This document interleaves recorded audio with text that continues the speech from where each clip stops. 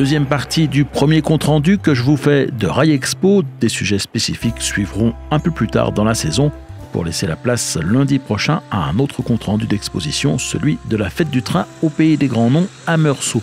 Je continue par conséquent à déambuler cette semaine dans les allées du Palais des Expositions de Dreux en compagnie de Victor Achilli qui signe les images de ce reportage. Bonjour et bienvenue dans Aiguillage.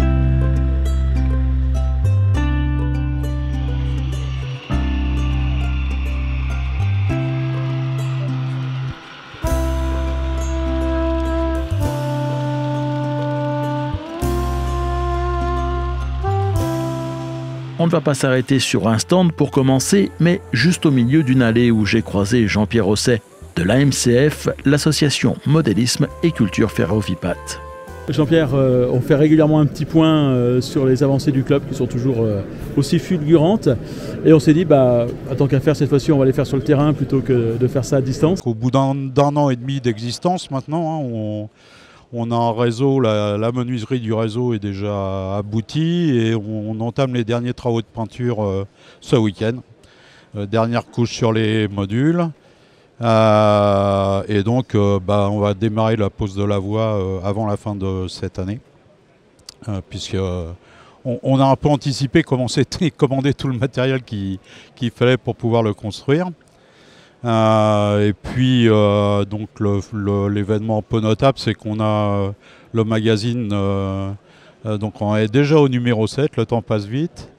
Et là avec un sommaire, donc toujours pareil, on va un peu sillonner la France. On a un article sur une petite ligne en Lozère avec la gare de Villefort et l'interview de son ancien chef de gare. On a également un article, alors on peut que s'en féliciter parce que c'est un des membres de l'association qui a rédigé cet article sur le musée du taco. Donc là, comme je le disais, on sillonne un peu la France. Là, on va se retrouver sur les hauts plateaux jurassiens dans le Doubs avec le musée du taco de Clairon. Alors taco, il ne s'agit pas de véhicules anciens, mais bien des petites machines qui circulaient sur les CFD, les chemins de fer du Doubs, et en voie métrique, si ma mémoire est bonne. Et d'ailleurs, les lecteurs du magazine pourront se référer au reportage qu'ils retrouveront sur la chaîne Aiguillage, puisque Thierry, de mémoire, tu avais fait un reportage sur ce musée. On a, dans la rubrique technique, on a abouti toute la série qu'il y avait sur Arduino Processing, le TCO numérique, etc. Et donc là, on a la chance d'avoir un article de Jean-Emmanuel Nicolo Bergeret, qui est un gros contributeur sur le groupe Facebook qu'on anime, Modélisme et Culture Ferrovipat. Et là, qui nous a fait le plaisir d'écrire un article sur la patine du matériel roulant. Et puis donc, question modélisme, on va être servi avec cette visite de Rail Expo Dreux 2022. Donc voilà, ça sera la bonne occasion pour remplir les colonnes de la rubrique modélisme. Et puis, une autre actualité dont on reparlera en temps et en heure, l'AMCF organise à l'automne prochain une exposition de modélisme ferroviaire à Pacy-sur-Eure, en partenariat avec le chemin de fer de la vallée de l'Eure qui fêtera quant à lui ses 30 ans. Vous trouverez plus d'informations sur toutes ces actualités et le magazine que publie chaque trimestre l'association sur son site amcf.club. Et on va prendre maintenant des nouvelles de Sylvain Graton de l'entreprise Minifer. Minifer, il y aura l'évolution, il y en a déjà en cours. On va se recentrer sur la gamme HO et N. On va mettre un petit peu en suspens le 0 en ce moment. Et on va surtout mettre l'accent sur le N. Ouais. Explique-nous un petit peu ce qui fait la spécificité de tes productions. La spécificité, c'est que c'est de la découpe laser sur un carton bois.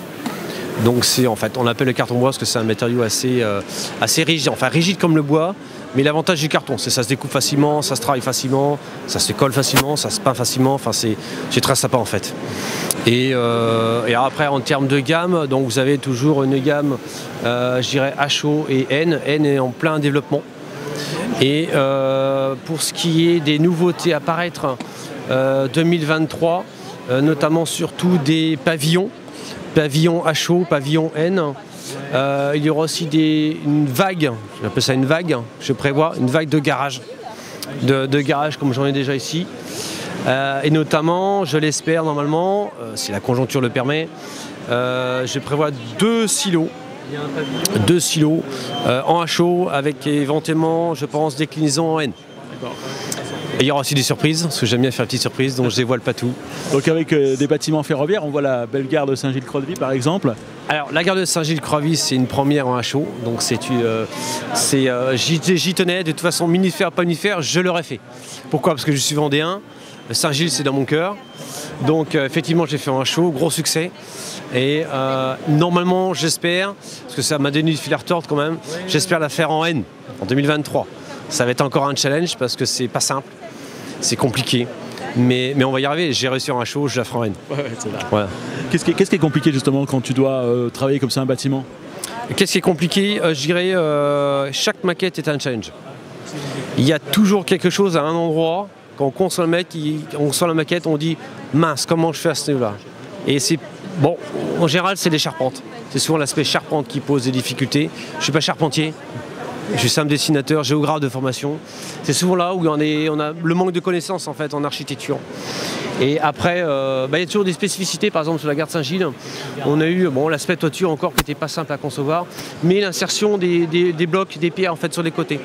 Ça posait, contrairement à ce qu'on pense, des difficultés. Alors, quand on voit la maquette comme ça, on ne se rend pas compte. Et quand on voit le kit, on dit ah oui, c'est un jeu de domino quoi. Et justement, pour le modéliste qui veut monter une de tes maquettes, est-ce qu'il faut qu'il ait déjà une certaine expérience? Est-ce qu'un débutant peut commencer avec... Ce que j'ai essayé de faire quand j'ai écrit Minifère, c'est que je fais des maquettes de différentes difficultés, niveau de difficulté, première chose.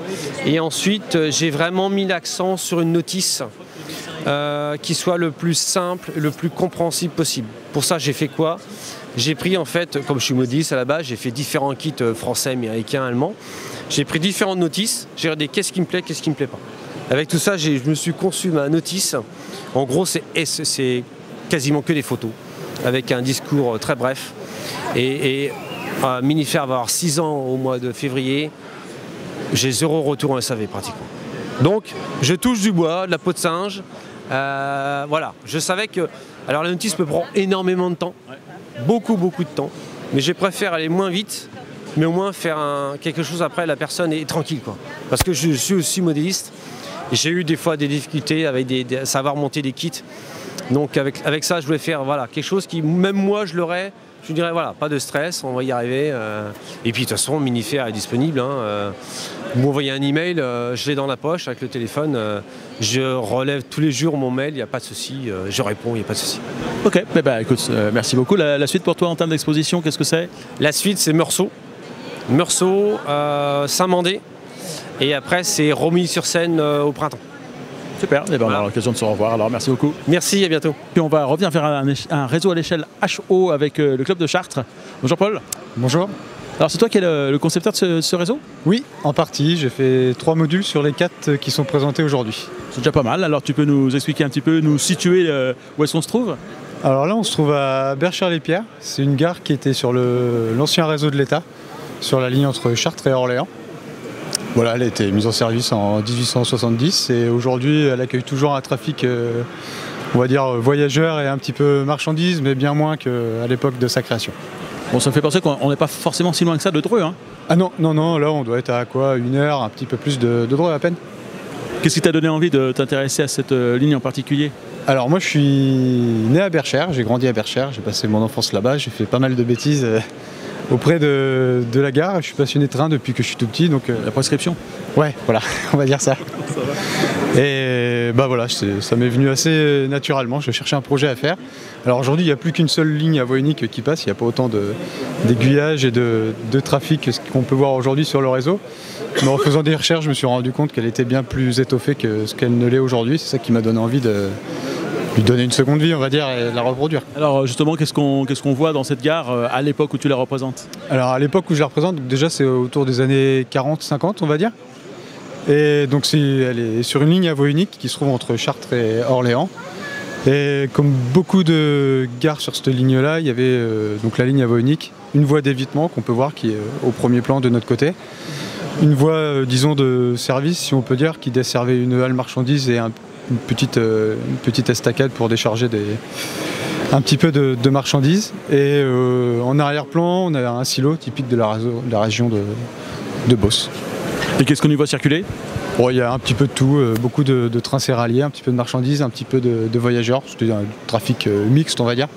Pas très fréquenté, mais qui avait le mérite d'être là et de faire vivre un petit peu le village.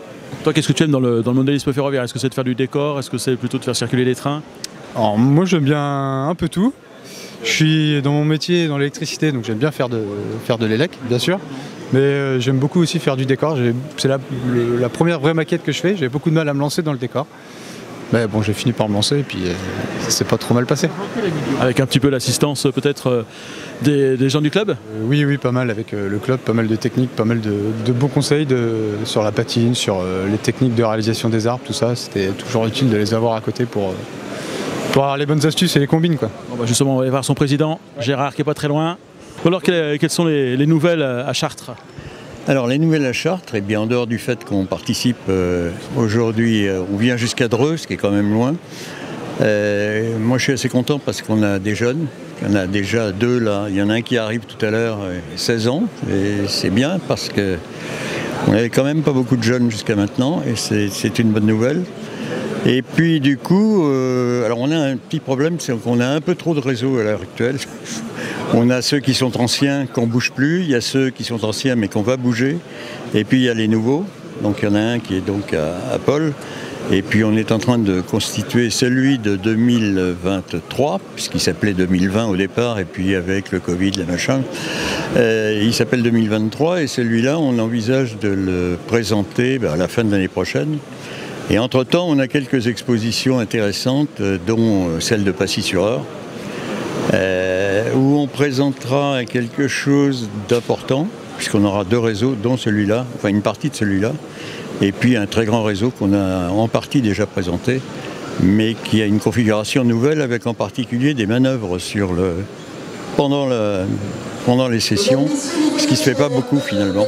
Et pour ce qui est du club, alors il y a aussi une antenne qui est un peu plus loin, on va aller la voir tout à l'heure. Ah, tout à fait. Alors j'ai proposé à la présidente, elle m'avait demandé de faire une animation pour les jeunes. Bon, il y a un certain nombre de gens qui font des choses très bien, et je lui ai proposé les voitures que tu avais vues quand tu étais venu il y a 3 ans maintenant, bien tassé. Et donc là, on a fait quelque chose de beaucoup plus strong. On a maintenant des bus, et puis on a fait un vrai réseau avec des routes. Et alors ce qui est amusant, c'est qu'hier, il y a un jeune qui est venu avec son matériel à lui, le même, et il a dit qu'il y a enfin une surface pour pouvoir circuler. Parce que c'est vrai que les réseaux de train, en général, il y a très très peu de surface pour fonctionner, même chez nous. Mais ça reste quand même une bonne idée pour animer un réseau, à condition de prévoir une route assez grande. C'est ça, en fait, il faut quand même 2-3 routes pour pouvoir faire un demi-tour au moins, parce que sinon c'est très vite lassant. Mais c'est quand même une excellente idée. Tout à fait dans le vent, et ça a bien fonctionné. J'allais dire c'était prévu pour les jeunes, ça ne fonctionne pas que pour les jeunes. Et bien, ce que je te propose, c'est qu'on va aller voir ça avec Victor. On va aller voir cette autre partie du stand du club de Chartres. Mais juste avant d'y arriver, je me suis arrêté un instant sur celui de Rail Miniature Flash, dont j'ai suivi depuis l'an dernier les diverses activités liées à la célébration des 60 ans de la revue. À Dreux, une nouvelle étape était franchie dans les évolutions en cours dont je vous ai rendu compte depuis le début de l'année, avec la présentation d'une nouvelle formule. Le principe, c'est qu'il n'y a pas vraiment de révolution, puisque globalement la formule en place plaisait, mais quelques évolutions. Désormais, la pagination du magazine est augmentée à 116 pages pour rendre la maquette plus aérée, pour donner plus de place aux photos, en particulier dans les articles pratiques, où elles seront désormais plus grosses pour mieux vous permettre de voir les détails. De nouvelles rubriques apparaissent, elles prennent place dans un nouveau découpage en espaces, décorer, rêver, construire, mais aussi comprendre, avec l'inauguration dans le numéro 663 d'une série consacrée à la signalisation en modélisme ferroviaire, sur laquelle j'aurai sans doute l'occasion de revenir.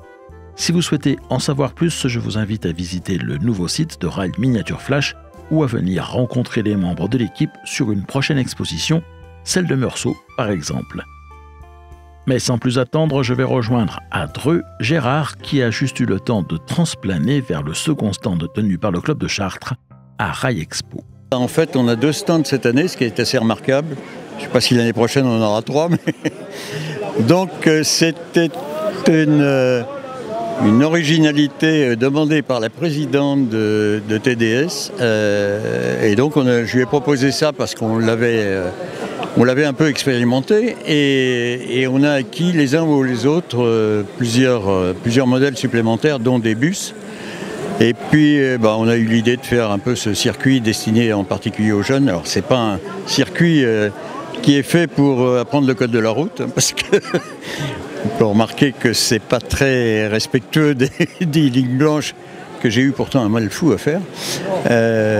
Sinon, voilà, ça marche bien. Et aujourd'hui, il y a des jeunes. Hier, il n'y avait pas beaucoup de jeunes, mais ça marchait bien aussi avec les plus anciens. C'est un loisir intéressant, à condition d'avoir effectivement la place de le faire. Et c'est rarement le cas sur les réseaux, puisqu'en général, on ne privilégiait pas les routes.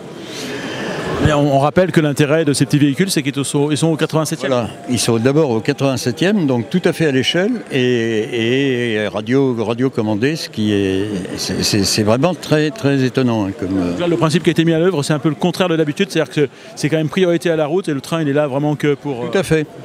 D'où la surface énorme pour la route.